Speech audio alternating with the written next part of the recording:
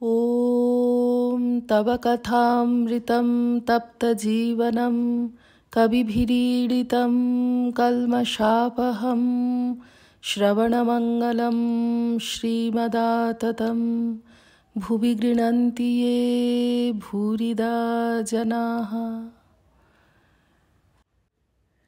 হাতিবাগানে ভক্ত মন্দিরে শ্রীযুক্ত মহেন্দ্র মুখুজ্জের সেবা 1884 21শে সেপ্টেম্বর। চতুর্থ পরিচ্ছেদ। শ্রী রামকৃষ্ণ শ্রীযুক্ত মহেন্দ্র মুখুজ্জের গাড়ি করিয়া দক্ষিণেশ্বর হইতে কলিকাতায় আসিতেছেন। রবিবার 6ই আশ্বিন 21শে সেপ্টেম্বর 1884, আশ্বিন শুক্লা দ্বিতীয়া, বেলা 5টা। গাড়ির মধ্যে মহেন্দ্র মুখুজ্জে, মাস্টার ও আরও 2-1 আছেন। একটু যাইতে যাইতে ঈশ্বর চিন্তা করিতে করিতে ঠাকুর ভাব সমাধিতে মগ্ন হইলেন। অনেকক্ষণ পরে সমাধি ভঙ্গ হইল। ঠাকুর বলিতেছেন, হাজরা আবার আমায় শেখায়, শালা। কিয়ৎক্ষণ পরে বলিতেছেন, আমি জল খাব।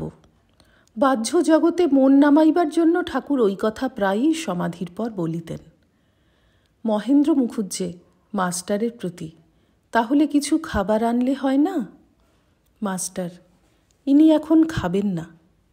শ্রী রামকৃষ্ণ ভাবস্থ, আমি খাব, বাহ্যে যাব।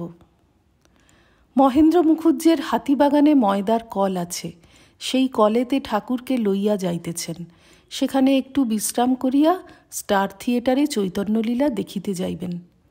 মহেন্দ্রের বাড়ি বাগবাজার মদনমোহনজির মন্দিরের কিছু উত্তরে। পরমহংসদেবকে তাহার পিতা ঠাকুর জানেন না, তাই মহেন্দ্র ঠাকুরকে বাড়িতে লইয়া যান নাই। তাহার দ্বিতীয় ভ্রাতা প্রিয়নাথও একজন ভক্ত। মহেন্দ্রের কলে তক্তপোষের উপর শতরঞ্জি পাতা, তাহারই উপরে ঠাকুর বসিয়া আছেন ও ঈশ্বরীয় কথা কহিতেছেন। শ্রী রামকৃষ্ণ মাস্টার ও মহেন্দ্রের প্রতি। শ্রী চৈতন্য চরিতামৃত শুনতে শুনতে হাজরা বলে, এসব শক্তির লীলা, বিভু এর ভিতর নাই। বিভু ছাড়া শক্তি কখনো হয়? এখানকার মত উল্টে দেবার চেষ্টা। আমি জানি ব্রহ্ম আর শক্তি অভেদ, যেমন জল আর জলের হিম শক্তি, অগ্নি আর দাহিকা শক্তি। তিনি বিভুরূপে সর্বভূতে আছেন, তবে কোনোখানে বেশি শক্তির, কোনোখানে কম শক্তির প্রকাশ। হাজরা আবার বলে, ভগবানকে পেলে তাঁর মতো ষড়ৈশ্বর্যশালী হয়। ষড়ৈশ্বর্য থাকবে, ব্যবহার করুক আর না করুক। মাস্টার, ষড়ৈশ্বর্য হাতে থাকা চাই। সকলের হাস্য। শ্রী রামকৃষ্ণ সহাস্যে, হাঁ, হাতে থাকা চাই। কি হীন বুদ্ধি! যে ঐশ্বর্য কখনো ভোগ করে নাই, সেই ঐশ্বর্য করে অধৈর্য হয়। যে শুদ্ধ ভক্ত, সে কখনো ঐশ্বর্য প্রার্থনা করে না। কল বাড়িতে পান সাজা ছিল না। ঠাকুর বলিতেছেন, পানটা আনিয়ে লও। ঠাকুর বাহ্যে যাইবেন। মহেন্দ্র গাড়ু করিয়া জল আনাইলেন ও নিজে গাড়ু হাতে করিলেন। ঠাকুরকে সঙ্গে করিয়া মাঠের দিকে লইয়া যাইবেন। ঠাকুর মণিকে সম্মুখে দেখিয়া মহেন্দ্রকে বলিলেন, তোমার নিতে হবে না, এঁকে দাও। মণি গাড়ু লইয়া ঠাকুরের সঙ্গে কলবাড়ির ভিতরের মাঠের দিকে গেলেন। মুখ ধোয়ার পর ঠাকুরকে তামাক সেজে দেওয়া হইল। ঠাকুর মাস্টারকে বলিতেছেন, সন্ধ্যা কি হয়েছে? তাহলে আর তামাকটা খাই না। সন্ধ্যা হলে সব কর্ম ছেড়ে হরি স্মরণ করবে। এই বলিয়া ঠাকুর হাতের লোম দেখিতেছেন, গণা যায় কিনা। লোম যদি গণা না যায়, তাহা হইলে সন্ধ্যা হইয়াছে। পঞ্চম পরিচ্ছেদ। ঠাকুরের গাড়ি বিডন স্ট্রিটে স্টার থিয়েটারের সম্মুখে আসিয়া উপস্থিত। রাত প্রায় 8:30। সঙ্গে মাস্টার, বাবুরাম, মহেন্দ্র মুখুজ্জে ও আরও 2-1 ভক্ত। টিকিট কিনিবার বন্দোবস্ত হইতেছে। নাট্যালয়ের ম্যানেজার শ্রীযুক্ত গিরিশ ঘোষ কয়েকজন কর্মচারীর সঙ্গে ঠাকুরের গাড়ির কাছে আসিয়াছেন।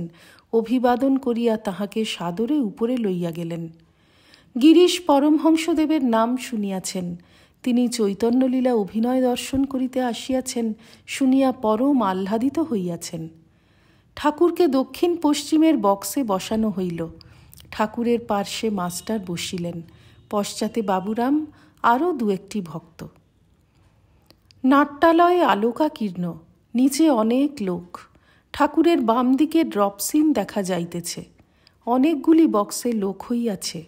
এক একজন বেহারা নিযুক্ত বক্সের পশ্চাতে দাঁড়াইয়া হাওয়া করিতেছে। ঠাকুরকে হাওয়া করিতে গিরিশ বেহারা নিযুক্ত করিয়া গেলেন। ঠাকুর নাট্যালয় দেখিয়া বালকের ন্যায় আনন্দিত হইয়াছেন। শ্রীরামকৃষ্ণ মাস্টারের প্রতি সহাস্যে, বাহ, এখান বেশ, এসে বেশ হলো। অনেক লোক একসঙ্গে দেখলে উদ্দীপন হয়। তখন ঠিক দেখতে পাই তিনিই সব হয়েছেন। মাস্টার, আজ্ঞা হাঁ। শ্রীরামকৃষ্ণ, এখানে কত নেবে? মাস্টার, আজ্ঞা কিছু নেবে না, আপনি এসেছেন, ওদের খুব আহ্লাদ। শ্রীরামকৃষ্ণ, সব মার মাহাত্ম্য। ড্রপসিন উঠিয়া গেল। এককালে দর্শকবৃন্দের দৃষ্টি রঙ্গমঞ্চের উপর পড়িল। প্রথমে পাপ আর ছয় রিপুর সভা, তারপর বনপথে বিবেক, বৈরাগ্য ও ভক্তির কথাবার্তা। ভক্তি বলিতেছেন, গৌরাঙ্গ নদিয়ায় জন্মগ্রহণ করিয়াছেন, তাই বিদ্যাধরীগণ আর মুনি ঋষিগণ ছদ্মবেশে দর্শন করিতে আসিতেছেন। ধন্য ধরা, নদিয়ায় এলো গোরা। দেখো দেখো না, বিমানে বিদ্যাধরীগণে আসিতেছে হরি দর্শনে। দেখো প্রেমানন্দে হইয়া বিভোল, মুনি ঋষি আসিছে সকল। বিদ্যাধরীগণ আর মুনি ঋষিরা গৌরাঙ্গকে ভগবানের অবতার জ্ঞানে স্তব করিতেছেন। ঠাকুর শ্রীরামকৃষ্ণ তাহাদের দেখিয়া ভাবে বিভোর হইতেছেন। মাস্টারকে বলিতেছেন, আহা কেমন দেখো। বিদ্যাধরীগণ ও মুনি ঋষিগণ গান করিয়া স্তব করিতেছেন। পুরুষগণ, কেশব কুরু করুণা দীনে কুঞ্জ কানন চারি। স্ত্রীগণ, মাধব মনোমোহন মোহন মুরলীধারী। সকলে হরিবোল হরিবোল হরিবোল মন আমার। পুরুষগণ, ব্রজ কিশোর কালীয় হর কাতর ভয় ভঞ্জন। স্ত্রীগণ, নয়ন বাঁকা বাঁকা শিখি পাখা রাধিকা হৃদি রঞ্জন। পুরুষগণ, গোবর্ধন ধারণ বন কুসুম ভূষণ দামোদর কংস দর্পহারী। স্ত্রীগণ, শ্যাম রাস রস বিহারী। সকলে হরিবোল হরিবোল হরিবোল মন আমার। বিদ্যাধরীগণ যখন গাইলেন, নয়ন বাঁকা বাঁকা শিখি পাখা রাধিকা হৃদি রঞ্জন, তখন ঠাকুর শ্রীরামকৃষ্ণ গভীর সমাধি মধ্যে মগ্ন হইলেন। কনসার্ট হইতেছে, ঠাকুরের কোনো হুঁশ নাই। ষষ্ঠ পরিচ্ছেদ। জগন্নাথ মিশ্রের ঘরে অতিথি আসিয়াছেন। বালক নিমাই সদানন্দে সমবয়স্যদের সহিত গান গাহিয়া বেড়াইতেছেন। কাহা মেরা বৃন্দাবন, কাহা যশোদা মাই, কাহা মেরা নন্দ পিতা, কাহা বলাই ভাই, কাহা মেরি ধবলি শ্যামলি, কাহা মেরি মোহন মুরলী, শ্রীদাম সুদাম রাখালগণ কাহা মে পাই, কাহা মেরি যমুনা তট, কাহা মেরি বংশী বট, কাহা গোপ নারী মেরি, কাহা হামারা রাই। অতিথি চক্ষু বুঝিয়া ভগবানকে অন্ন নিবেদন করিতেছেন। নিমাই দৌড়িয়া গিয়া সেই অন্ন ভক্ষণ করিতেছেন। অতিথি ভগবান বলিয়া তাহাকে জানিতে পারিলেন ও দশাবতারের স্তব করিয়া প্রসন্ন করিতেছেন। মিশ্র ও শচীর কাছে বিদায় লইবার সময় তিনি আবার গান করিয়া স্তব করিতেছেন।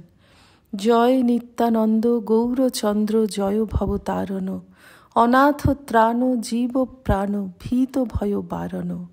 যুগে যুগে রঙ্গ নবলীলা নবরঙ্গ, নবতরঙ্গ নব প্রসঙ্গ, ধরা ভার ধারণ।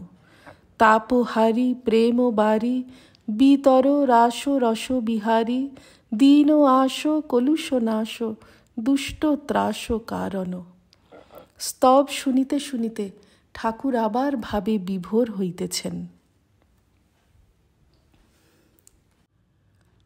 ওম নিরঞ্জনম নিত্যমনন্তরূপং ভক্তানুকম্পাধৃতবিগ্রহং বৈ ঈশাবতারং পরমেশমিড্যং তং রামকৃষ্ণং শিরসা নমামঃ।